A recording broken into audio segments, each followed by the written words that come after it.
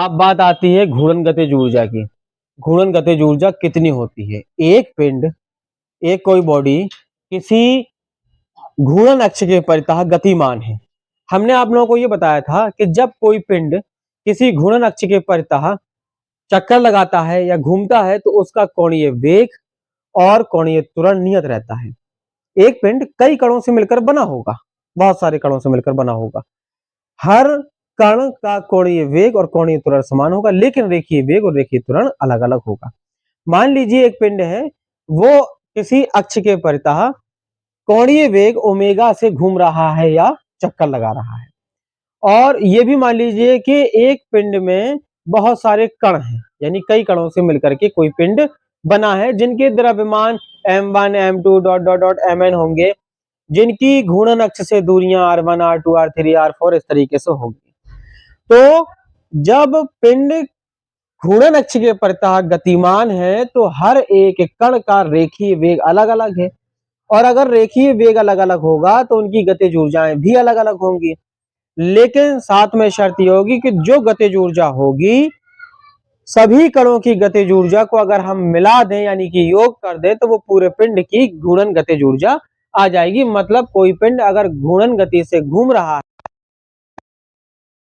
होती है। देखिए, गतिज ऊर्जा एक होती है जब कोई वस्तु एक रेखीय पथ पर गति करती है तो गतिज ऊर्जा 1/2 mv² होती है। लेकिन घूर्णन अक्ष के परितः गतिमान है तो उसकी घूर्णन गतिज ऊर्जा कितनी होगी?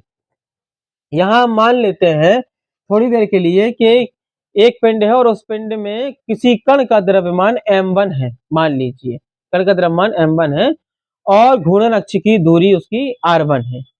तब उस कण का यानी किसी कण का, ये पिंड का कोई एक कण ले रहे हैं अभी हम, किसी कण का रेखीय वेग,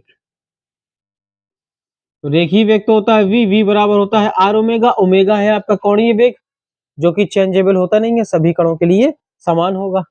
तो v1 ये हो जाएगा, r1 ये हो जाएगा। अब हमें ये पता है कि इसी कण की गतिज ऊर्जा कितनी होगी। तो गतिज ऊर्जा होती है भाई 1/2 mv²।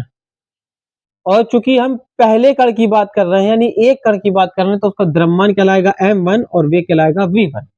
तो यहां से अगर हम देखें तो ये आएगा 1/2 m1। v1 का मान है r1 ओमेगा, इसका हो जाएगा स्क्वायर। ये बनेगा 1/2 m1 r1 square omega square. ये पिंड के एक कण की गतिज ऊर्जा है। ऐसे बहुत सारे कण होंगे तो कई कणों की जो गतिज ऊर्जा होंगी उसका योग पिंड की संपूर्ण गतिज ऊर्जा के बराबर होगा। यानी यहां पर हम लिख सकते हैं पिंड की संपूर्ण घूर्णन गतिज ऊर्जा, जैसे मान लीजिए हम k से व्यक्त कर रहे हैं तो पहले पिंड की गतिज ऊर्जा 1/2 m1 r1 square omega square plus दूसरे पिंड की गतिज ऊर्जा 1/2 m2 r2 square omega square. ऐसे बहुत सारे कण होंगे तो मान लीजिए 1/2 mn rn square omega square. अब यहां हमको ये देखने के लिए मिल रहा है कि ओमेगा जो है 1/2 सब में कॉमन है और ओमेगा स्क्वायर कॉमन है, तो अंदर बचेगा m1 r1 square plus m2 r2 square plus dot dot dot mn rn square और बाहर बचेगा ओमेगा स्क्वायर। ठीक है, तो k बराबर कितना आ जाएगा 1/2। भाई ये हो गया जड़ता घूर्ण के बराबर, I के बराबर, अलग अलग कणों का जड़ता घूर्ण टोटल पिंड का जड़ता घूर्ण, तो इसका मान हो जाएगा I और ओमेगा स्क्वायर पहले से था। तो काइनेटिक एनर्जी ऑफ रोटेशन जो होता है वो होता है 1/2 I ओमेगा स्क्वायर के बराबर।